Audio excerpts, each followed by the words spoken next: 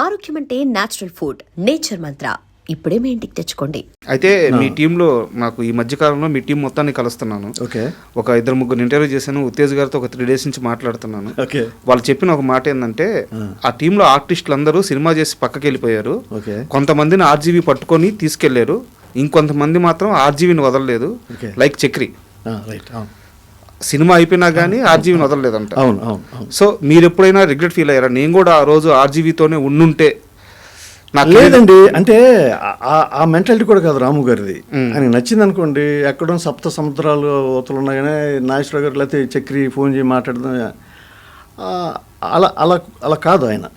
ఆయనకు ఒకవేళ నిజంగా నచ్చితే ఎక్కడి నుంచి అనేది మనం ఆయన వెనకాల తిరగటం వల్ల ఆయన వేషాలు ఇవ్వటం లైక్ ఆ మెంటాలిటీ కాదు ఆయనది. సో పక్కన ఉన్నారు కాబట్టి అవకాశాలు. నో నో నో నో ఈ సత్య కూడా పర్ఫెక్ట్ షూట్ అయ్యాడు కదా మన చక్రి. అవును.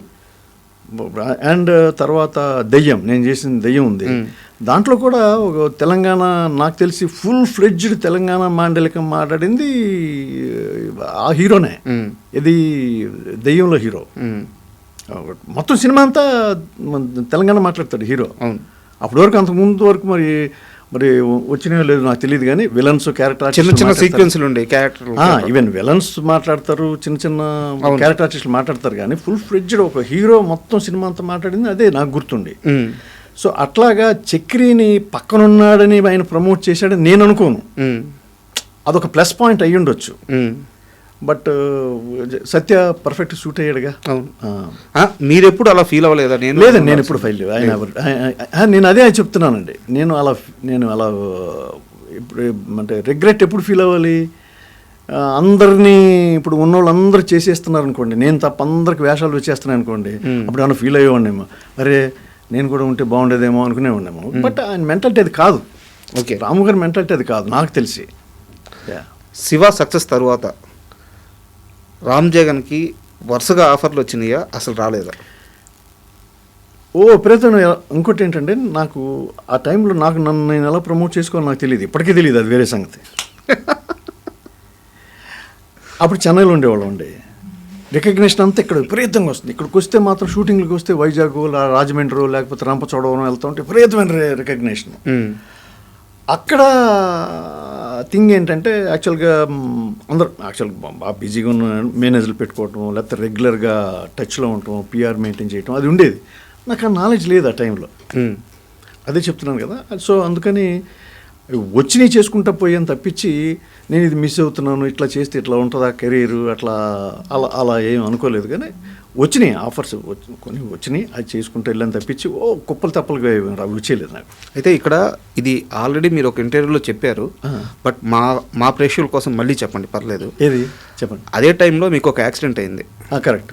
హిందీ శివ తర్వాత ఒక యాక్సిడెంట్ అయింది. ఎగ్జాక్ట్లీ. కెరీర్లో అప్పుడే మంచి అవకాశం వచ్చే సమయం. మీరు ఎక్కడి నుంచి ఇన్ఫర్మేషన్ లాగారు నాకు తెలియట్లేదు. కరెక్టే. ఆ యాక్సిడెంట్ అయిన సమయంలో అప్పటిదాకా మీకు పరిచయం లేని ఒక వ్యక్తి మిమ్మల్ని ఎత్తుక్కుంటూ వచ్చి మీరు హాస్పిటల్లో ఉన్నారని చెప్పి మీకు పండ్లు తీసుకొచ్చి పలకరించి మీకు ధైర్యం చెప్పి వెళ్ళారు. పరిచయం లేని వ్యక్తి కాదు, పరిచయం ఉన్న వ్యక్తే. ఆలీ హాస్పిటల్లో కదండి, ఒక ఫ్లాట్లోనే, హాస్పిటల్ నుంచి బ్యాండేజ్ వేసుకుని ఫ్లాట్లో ఉన్నా అని. అక్కడ మాంబళం లలిత అపార్ట్మెంట్స్ అని అపార్ట్మెంట్ ఉంది, లలిత అపార్ట్మెంట్స్ ఇంకోటి ఏదో. నేను అట్లూరు వెంకట అని నా క్లాస్మేట్ వాడు ఇన్స్టిట్యూట్లో. సరే అంటే వెంకట్ని అడిగినట్టున్నాడు. వెంకట్ని అడిగితే అప్పుడు అది మీరు చెప్పిందే, వచ్చి ఫ్లాట్కి వచ్చి బిస్కెట్స్ అండ్ యాపిల్స్ ఇంకా అయ్యో గ్రేప్స్ అయ్యి ఉన్నట్టున్నాయి అన్నీ తీసుకొచ్చి, ఏంటి ఎలా జరిగింది ఇది అన్నాడు. సరే చెప్పాను. చెప్పిన తర్వాత నేను ఊటీ షూటింగ్ వెళ్తున్నా, వచ్చిన తర్వాత మళ్ళీ వస్తాం మళ్ళీ అన్నాడు. ఫోన్స్ లేవు కదండి. అంతే కదా సార్. మళ్ళీ వచ్చి కలుస్తాను ఇది అన్నాడు. అది ఎప్పటికీ నేను మర్చిపోనండి ఇలాంటివి. అంటే ఈ క్వశ్చన్ ఎందుకు అడిగానంటే సార్, అలీ గారంట ఇండస్ట్రీలో ఎవరైతే ఇబ్బందుల్లో ఉంటారో, ఎవరైతే పడిపోతారో ముందు వాళ్ళ దగ్గరికి వెళ్తారంట. ఓకే. అంటే మీరు ఆ ఇంటర్వ్యూలో చాలా ఎమోషనల్గా చెప్పారు, అలీ గారు ముందే చెప్పారు. ఓకే. బట్ పూరి జగన్నాథ్ గారు అచ్చా ఆలీతో సరదాగా దాంట్లో చెప్పారు మీరు చెప్పారు. ఓకే ఓకే నేను అక్కడ వినే ఈ క్వశ్చన్ అడుగుతాను. అచ్చా నేను మీకు ఎట్లా సపరేట్గా తెలిసిందా? లేదు అదే ఒక ఇంటర్వ్యూలో అని చెప్పి ముందే చెప్పాను. నిజం నిజం. పూరి జగన్నాథ్ గారు ఆస్తంతా పోగొట్టుకున్న తర్వాత ఓకే ఇండస్ట్రీలో ఆయన దగ్గరికి వెళ్ళడానికి కూడా చాలా మంది భయపడుతున్న సమయం ఈయన ఒక చిన్న లాకెట్ తీసుకెళ్ళి గోల్డే ఇది వేసుకో నీ ఆస్తి మొత్తం మళ్ళీ వెనక్కి సంపాదిస్తావు నువ్వు అని చెప్పి ధైర్యం చెప్పారంట. దానివల్ల సంపాదించి ఉండకపోవచ్చు, అదే బట్ ఒక మానసిక ధైర్యం డెఫినెట్గానండి. ఎంత బూస్టప్ ఉంటుంది. ఇలాగా ఆ రోజు మీ దగ్గరికి వచ్చినట్టే ఇండస్ట్రీలో చాలా మంది దగ్గరికి ఆయన వెళ్ళారు. సో అది మీకు తెలియాలని చెప్పి నేను ఈ క్వశ్చన్ అడిగాను. లేదు మంచి పాయింట్ అడిగారు, చెప్పారు కూడా. నేను ఆలీని చాలా దగ్గర నుంచి చాలా సంవత్సరాల నుంచి చూస్తున్నాను. అప్పుడు నా దగ్గరికి వచ్చినప్పుడు సైకిల్ ఉంది, అంత సైకిల్ మీద వచ్చేటాను. ఓకే సైకిల్ మీద తిరిగేవాడు. బట్ అప్పుడు ఎలా ఉన్నాడో ఎప్పటికీ ఇంపోర్టెడ్ కార్లో 1-2 కార్లో ఐ మీన్ 2-3 కార్లో తిరుగుతున్నా కూడా అలాగే ఉన్నాడు. That is most important for human being. అంతే కదా, సినిమా ఆర్టిస్ట్ అంటలేదు నేను, హ్యూమన్ బీయింగ్ మనిషికి అవసరం. మనిషికి అవసరం ఒక మాట సార్, కానీ ఉండనివ్వదు. డబ్బు ఉంది చూసారా, ఉండనివ్వదు. అదొక మత్తు. సక్సెస్, డబ్బు వెరీ డేంజరస్. ఆలీ అయితే అలా మారలేదు, అలాగే ఉన్నాడు. ఈవెన్ సాయి కుమార్ కూడా. సాయి కుమార్ నాకు చెన్నై నుంచి నాకు వెరీ క్లోజ్ ఫ్రెండ్. నాకు is like my family member. నేను కూడా తనకి అంతే, ఓ బ్రదర్ లాగా.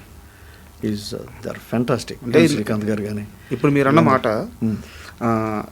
ఇంత క్రేజ్ వచ్చినా మారలేదు, హ్యూమన్ బీయింగ్ అలా ఉన్నారని చెప్పారు కదా. జీవితం అనేది సినిమా కంటే గొప్పది కదా. అన్నిటికంటే జీవితమే కదా గొప్పది. దాంట్లో మనిషి ఎలా ఉండాలో అలా ఉంటే అదే గౌరవం. ఈరోజు నేను మాట్లాడినా మీరు మాట్లాడినా అలా ఉన్నారు కాబట్టి. బట్ ఇందాక ఆర్ నారాయణమూర్తి గారి ప్రస్తావన వచ్చింది. అయితే ఒక చిన్న ఇన్సిడెంట్, ఇండస్ట్రీలో మనం పనిచేస్తే ఆ డబ్బులు ఇవ్వడం అనేది చాలా కష్టం. 60% ఇస్తారో ఎవరో కష్టం. మీకు డబ్బులు ఇవ్వాల్సి ఉంటే చెన్నై నుంచి హైదరాబాద్కి ఎతుక్కుంటా వచ్చి మీరు ఎక్కడున్నారో తెలియకపోతే వేరే మనిషికి రామ్ జగన్కి నేను డబ్బులు ఇవ్వాలి ఇచ్చేయండి అని చెప్పి ఇచ్చి వెళ్ళిపోయారంట ఆయన. నిజం అది. ఏంది అసలు ఆ సీక్వెన్స్ అంతా ఒకసారి చెప్పండి. నేను అప్పటికే ఒక సినిమా చేసున్నానండి ఆయనతో. సినిమా చేస్తే అంటే అందరి సంగతి నాకు తెలియదు. నా జీవితంలో అత్యంత గొప్ప ప్రొడ్యూసర్ అంటే ఆర్ నారాయణమూర్తి గారు. ఓకే, ఎందుకంటున్నానంటే ఆయన చిన్న బడ్జెట్ సినిమాలు బయట కనపడతాను, లేకపోతే ఇప్పుడు ఆఫీస్కు ఫస్ట్ యాక్చువల్గా నన్ను ఆయన పిలిచి ఆఫీస్కి రమ్మని చెప్పారు. సాలిగ్రామంలో అక్కడ ఉండేది రావటం. ఇన్ని రోజులు ఉంటుందంట. అప్పుడు మనకి పండగ పెద్ద, ఇన్ని రోజుల వరకు సినిమాలో ఉందంటే మామూలు విషయం కాదు. ఎక్కువ రోజులు ఉంది అంటే మంచి క్యారెక్టర్ అనమాట, పెద్ద క్యారెక్టర్ అనమాట అనుకుంటాం కదండి. అవునవును. అంటే ఎన్ని రోజులు షూటింగ్ వస్తుందో లేదు మనం వెళ్ళిన తర్వాత తెలుస్తుంది. పైగా ఆయన సినిమాలకు ఒకసారి వెళ్తే మళ్ళీ రావడానికి ఉండదుగా. అదే సరే అలాగే సార్ మీరు అక్కడ ఉండాలి మరి మనం ఓకే సార్ డన్, మీకు ఇంత ఇస్తాను. అలాగే సార్ మీకు అడ్వాన్స్. అంత పర్ఫెక్ట్. ఆ సినిమా అసలు రిలీజ్ అయిందండి, బాగా ఆడింది, చాలా బాగా ఆడింది. నేను సినిమా ఆడుతుంది అనుకుంటా ఆ టైంకి. ఆడుతుండే టైం నేను హైదరాబాద్ వచ్చి ఉన్నాను. ఓకే. ఈయన ఏం చేశారు, నాకు పర్సనల్ ఫోన్ ఉండేది కాదు, పీపీ ఫోన్ ఏదో ఉందా నేను ఉండే ఇంట్లో. వచ్చి అడిగితే వాళ్ళు నా ఇంటి ఓనర్స్ చెప్పారంటే ఆయన షూటింగ్ వెళ్ళాడు, ఎప్పుడు వస్తారో తెలియదు. సరే ఈయనేంటి రెగ్యులర్గా హైదరాబాద్ వచ్చేవారు. ఎందుకు, ప్రసాద్ ల్యాబ్ ఉంది కదండి. ప్రసాద్ ల్యాబ్లో ఆయన సినిమాలు ప్రతిదీ పోస్ట్ ప్రొడక్షన్ అంతా ప్రసాద్ ల్యాబ్లోనే జరుగుతుంది. సరే ఆయనకి చాలా క్రెడిబిలిటీ ఉంది అక్కడ, చాలా మంచి పేరు నారాయణమూర్తి గారికి అక్కడ. సరే ఆయనకు వస్తూ ఉండేవారంట. వచ్చినప్పుడు నేను దేవదాస్ కనకాల గారి దగ్గర చదివానని తెలిసి ఆయన ఇన్స్టిట్యూట్కి వచ్చారు. ఓకే. అప్పుడు సాగర్ సొసైటీలో ఉండేది దేవదాస్ కనకాల గారి ఇన్స్టిట్యూట్. ఓకే.